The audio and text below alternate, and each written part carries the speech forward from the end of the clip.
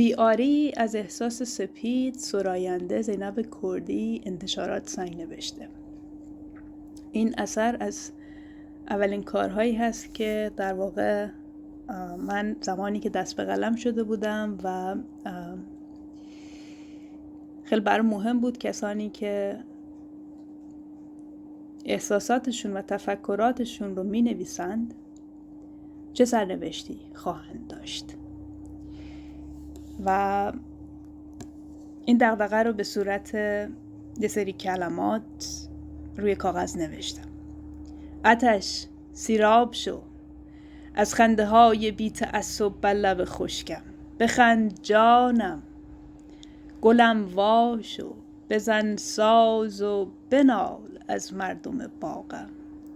تو حاکم شو بکش افسار، نرو در وادی ماتم. پریشان شو به رقص آور، بگو مدهوش مدهوشم.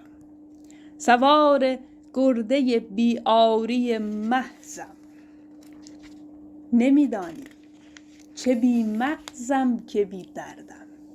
و من دیدم چه مغزهایی شدن مغز قلمهاشان، ولیکن هیچ دردی هم نشد درمان. بس بنازم من بر این دیوانگی هایم. ما همیشه داستان بهلول رو توی ادبیات داشتیم و بهلول کسی بود که در واقع عاقل نماها اون رو دیوانه میپنداشتند، اما بهلول همیشه بیشتر از همه میفهمید. امیدوارم که همه به سمت فهمیدن و درک کردن بیشتر پیش برند، نه به سمت داشته های بیشتر.